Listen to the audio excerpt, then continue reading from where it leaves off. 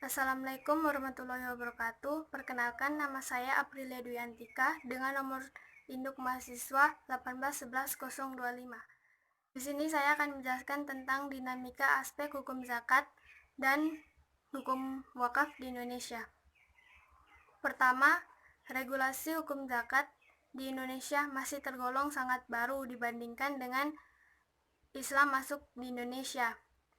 Pada masa penjajahan, Belanda mengeluarkan Bijblet nomor 1892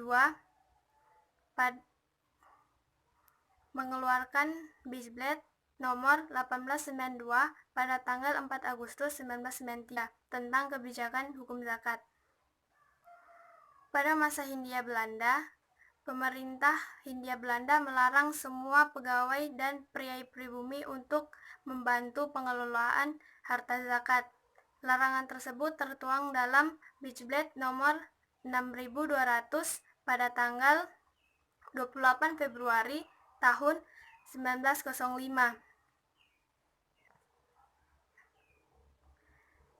Setelah Indonesia merdeka, regulasi hukum zakat di Indonesia belum disusun. Pertama kali, regulasi hukum zakat berupa surat edaran pada tahun 1951. Pada tahun 1964, Kementerian Agama menyusun RUU dan Perpu pelaksanaan zakat dan pembagian zakat serta pembentukan Baitul Mal. Namun, RUU tersebut belum sempat diajukan kepada DPR dan Presiden. Pada tahun 1997, pemerintah mengajukan surat edaran tersebut kepada DPR pada tanggal 5 Juli 1997. Penekanan bahwa pembayaran zakat adalah sebuah keniscayaan bagi umat Islam. Lalu, surat ini dikirim kepada Menteri Keuangan dan Menteri Sosial. Tahun 1968, Kementerian Agama membuat PMA nomor 4/1968 tentang pembentukan BAS dan PMA nomor 5/1968 tentang pembentukan Baitul Mal.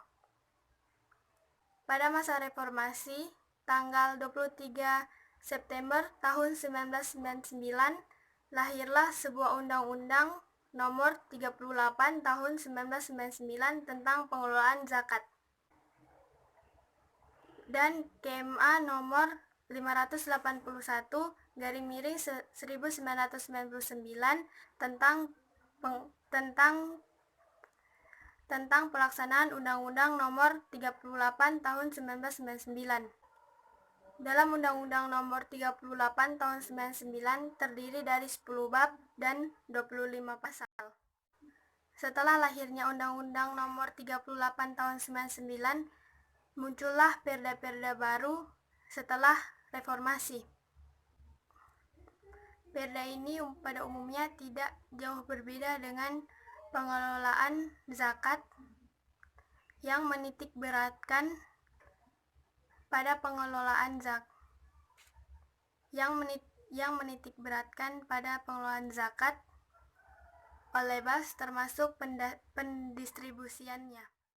Beberapa perda kemudian merespon tentang lahirnya undang-undang baru, yaitu Undang-Undang nomor 23 tahun 2011 tentang pengelolaan zakat,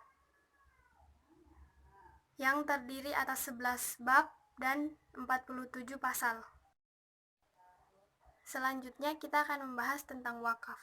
Wakaf di sini berarti sedekah jariah atau menyedekahkan harta kita untuk kepentingan umat, dan harta wakaf tidak boleh berkurang ataupun dijual dan diwariskan.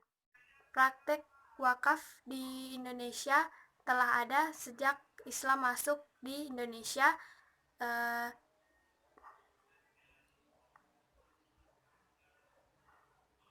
Praktek wakaf di Indonesia sudah ada sejak Islam masuk di Indonesia, sebelum penjajahan dan sebelum kemerdekaan Indonesia. Pada zaman kolonial Belanda, mereka telah mengeluarkan peraturan-peraturan dan surat edaran. Surat edarannya dikeluarkan pada tanggal 31 Januari tahun 1905. Surat ini ditujukan kepada kepala daerah di Pulau Jawa. Surat edaran yang kedua dikeluarkan pada tanggal 4 Juni 1931, yakni untuk tentang pengawasan pemerintah untuk pembangunan rumah peribadatan bagi umat Islam. Surat edaran yang ketiga dikeluarkan pada tanggal 24 Desember tahun 1934.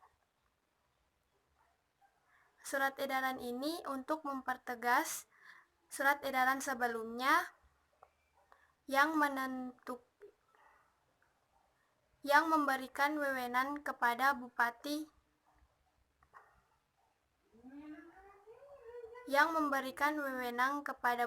untuk menyelesaikan sengketa tanah wakaf. Surat edaran yang terakhir yaitu pada tanggal 27 Mei pada tahun 1935.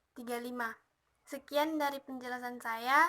Apabila ada salah kata, mohon dimaafkan. Wabillahi taufiq wal hidayah. Wassalamualaikum warahmatullahi wabarakatuh.